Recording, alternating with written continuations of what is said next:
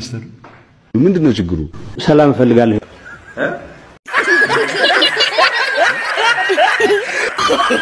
ሰላም ፈልጋለሁ የለም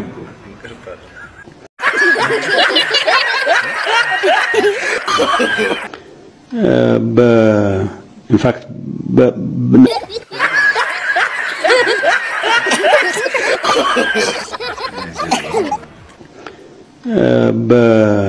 in fact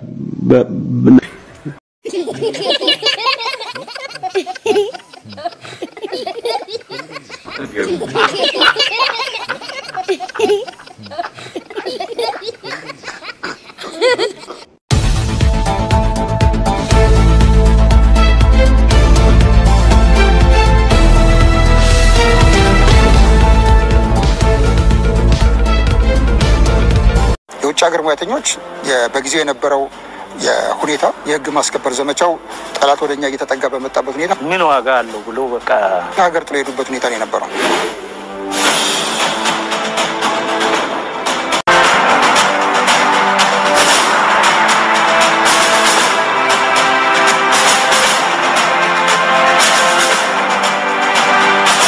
አውሮፕላኖችን ላከን እንዲሰሩ ገንዘብ ከፈለን። ኢሚዲየትሊ የጦርነቱን አቅጣጫ አዩትና ገንዘባችንን አልመለሱልንም፣ አውሮፕላኖችንም አልመለሱልንም። እነዚህን አውሮፕላን እንግዛ ብንል አንዱ 17 18 ሚሊዮን ጦርነቱ ላይ የራሱ የሆነ ተጽዕኖ እንዲፈጥር ወይም ደግሞ አካላዊ ጦርነቱ አልሳካ ሲል በዚህ በፕሮፓጋንዳ ጦርነት በግሬ ወር አጠቃላይ ይሄንን ተጠቅመው የሰዎችን ሞራል መጉዳት፣ ትጥቅ ማስፈታት፣ ተስፋ እንዲቆርጡ ማድረግ፣ አቋማቸውን እንዲቀይሩ የማድረግ ስራ ነው ማለት ነው እየሰሩ ያሉት። እነዚህ አማራና አፋር ህዝብ ላይ የፈጸማቸውን ዘግናኝ ግፎች ጆሮ ዳባ ልበስ ብለው ቡድኑ የሚፈበርካቸውን የሐሰት ወሬዎች ሲያራግቡ መክረማቸው የዚህ እውነታ ማሳያ ነው። እናትና አባቴ በህይወት አላችሁ ይመጣሉ ብዬ ተስፋ አደርጋለሁ። በቅርቡ እንደሚረቁኝ ተስፋ አደርጋለሁ። እሺ በቅርቡ ግን እሄዳለሁ። እሺ እግዚአብሔር ይጠብቃችሁ ነው የምለው። ሌላ ምንም አይደለም። እኔም እናትና አባቴ ጋር በሰላም እንድኖር ላኩኝ። akkuma argaa jirtanii fi akkuma dhagaa jirtan kanatti keessumaanu waraanni TPLF waan tokkos gochaan jiru wareedhaan yookiin ammoo propaagandaadhaan biyyattii tana weerarsaa jiran jechuudhaan kan dubbachaa jiran kan dhagaa jirtanii fi kan argaa jirtan kanaan. haa ta'u ijoollee xixiqqoo ormiin isaanii waraanaaf hin gahin yeroo ammaa karaa waraanatti bobbaasee akka isaan itti bo'aa jiran yookiin imimmaan ijoolleen kun bo'aa jiran kan argaatis jirtan. haa ta'u namni dhalee yookiin ammoo ilmoo qabuu fi namni obboleessa xiqqaa akkasii qabu maal jettan laata? Kun ammoo propaagandaa yookiin ammoo biyyattii kana weerarsuuf jecha yookiin ammoo uummanni akka hiikkatuuf jecha waan kana goote TPLF jechuun kan ammaa kana dubbachaa jiran kaabinee fi kaadirii argaatis jirtan. haa ta'u namoota kana qofaa miti namoonni keessumaanuu waraanaan rukutamanii dirree keessatti faffaca'anii jiran kan ammaa kana isin garsiifnu yookiin kan argaa jirtanii fi Mashasha keenya irratti argaa jirtanii fi akkuma dhagaa jirtan kanatti keessumaanuu namoonni hedduun waraanaan rukutamanii dirree keessatti kokkofanii kan argaman argaatis jirtan. Hawaasni biyyattii yookiin ammoo hawaasni Tigraay uummanni deemuudhaan namoota kanneen funaanaa kan jirus kan argaatis jirtan. haa ta'u iddoo garagaraatti yookiin dirree garagaraatti kofanii yeroo ammaa kana waraanni Abiy Ahmad ijoollee xixiqqoo umriin isaanii waraanaaf hin gahin akkuma argaa jirtan kanatti karaa waraanaatti bobbaasuun dirree irratti faffacaasee bineensaaf dhiyaana godheetis jira. haa ta'u lammiileen Oromoo hedduun isaanii kan achi keessatti kukkufanii fi keessumaan ijoolleen isin argaa jirtanii fi ijoolleen isin daawwachaa jirtan shaashaa kanarratti heddummoonni isaanii namoota baay'een akka ijoollee Oromoo ta'e keessumaan iyyuu dubbii himaan TPLF obbo Geetaachoo Araddaas dubbateetis jira. haa ta'u lammiileen keenya yeroo akkanatti faffacanii yookiin bineensaaf yookiin allaattii fi dhiyaana ta'anitti maaltu isinitti dhaga'ama kan jedhu kuni gaafii kooti. haa ta'u warroonni dhiiga ilmaa iyyeesaatiin qalladan yookiin taphachaa jiran kunoo maaliif ilaalan yookiin ammoo maaliif akkasoo bakkasii sobuu barbaachisa jechuun uummanni keenya ammoo gaafii kanaaf ofaa gaafannu walaa gaafannu jechuunis asiin gaafii keenya.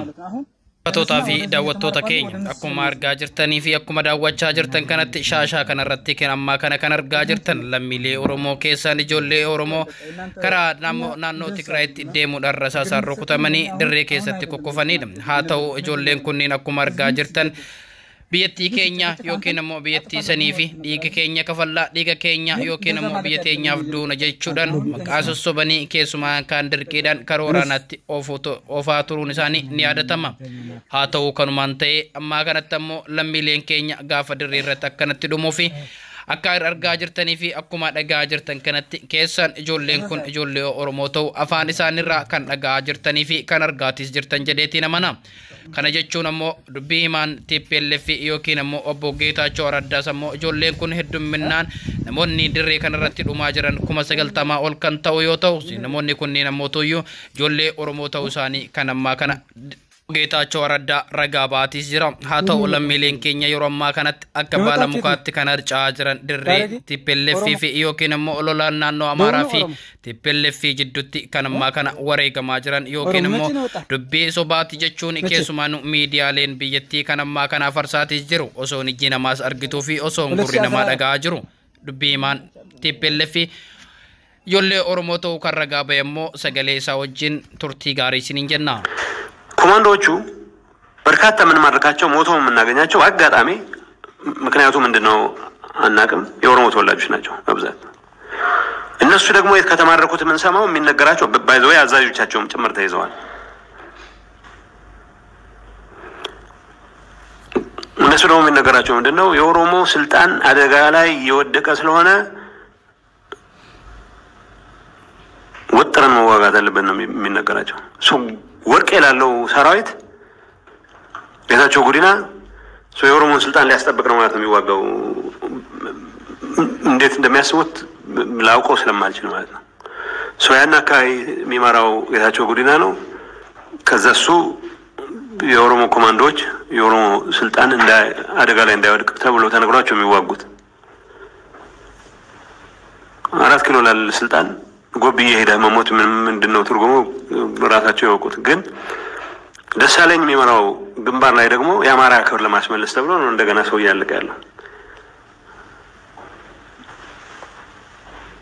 እነማን ተሰማ እና ሐሊባ ያዘዟቸው ደግሞ የማን ክብር ሊያስጠብቁ እንደሆነ በኤርትራ በኩል ዳዲያ በመሬት ላይ ያለቁ ነው በአፋር በኩል ደግሞ ሌላ ነገር ተነግሮ ይመጣሉ እዛም ያልቃሉ አሁን ባለው ሁኔታ የጸሊሞይን ብቻ እንደንትን ወስደን ምንሽር ያዘ 5 ጥይት ብቻ ያዘ ሰው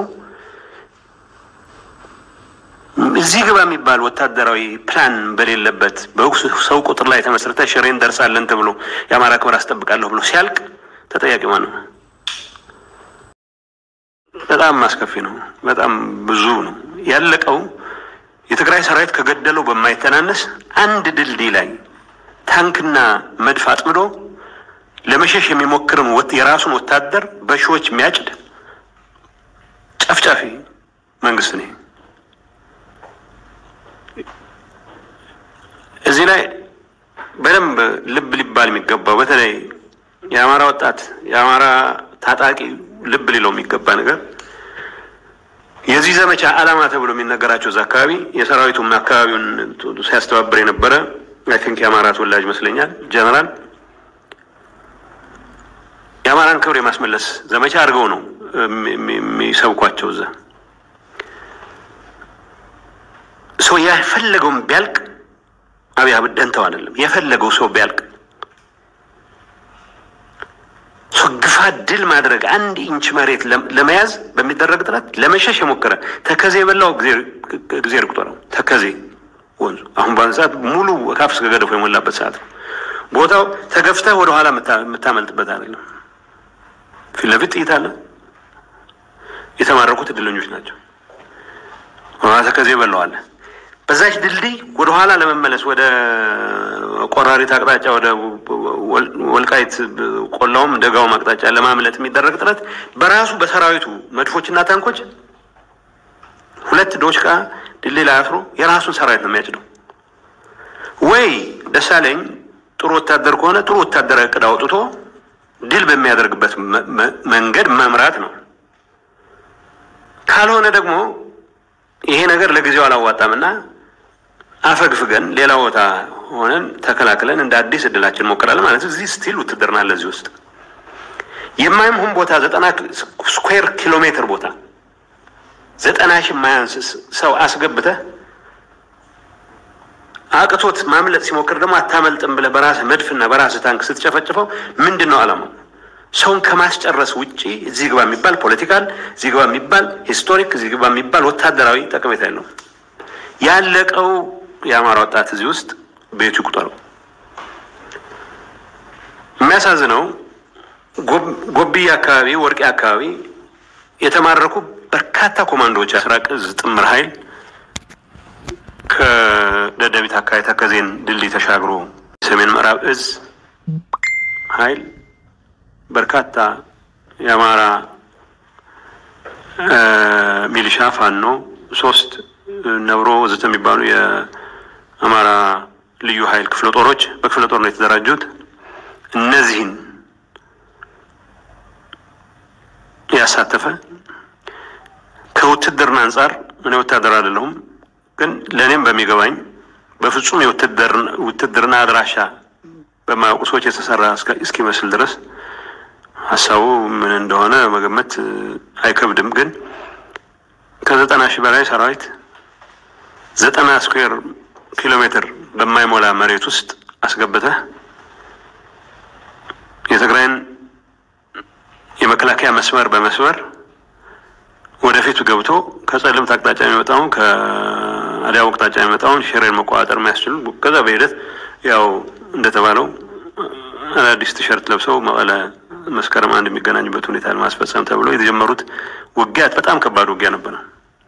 በትናንትናው ዕለት የጠላት ሰራዊት ሙሉ በሙሉ ተደምስሶ የሚሸሽ የለም ማለት አይደለም። በተወሰነ ደረጃ ቀድሞ ድልድይ ሻግሮ ሄደ ኃይል አለ። በርካታ የጠላት ሰራዊት የሞተበት የቆሰለበት በሺዎች የሚቆጠር የተማረከበት ሁኔታ ሆኖ ተጠናቋል። በትናንትናው ዕለት ይሄ ውጊያ ተጠናቋል ማለት የጠላት አውዳሚ እንቅስቃሴዎች ይቆማሉ ማለት አይደለም።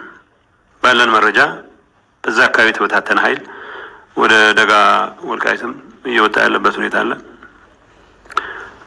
በእኛ እምነት እና ተስፋ ማምለጥ የቻለ የአማራ ሚሊሻ ካለ ወደ ስራው ቢመለስ ነው የሚሻለው።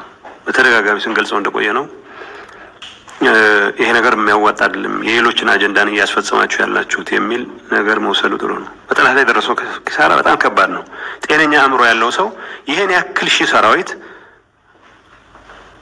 ከአንድ ሳምንት ባልበለጠ ጊዜ ውስጥ አስጨርሰህ አላማህንም ሳታስፈጽም እንደገና አሁንም ሌላ ሙከራ ሞክራለሁ ማለት ምንድነው ትርጉሙ? ለመናገር በጣም ይከብዳል። አይዞይ ያለቀው ሰው ቁጥር ያለቀ እዛም ቢሆን አላዋሃ የበላው ብዙ ነው። አላዋ ወንዝ ብዙ ሰው ወስዷል፣ ብዙ ኮማንዶ ወስዷል።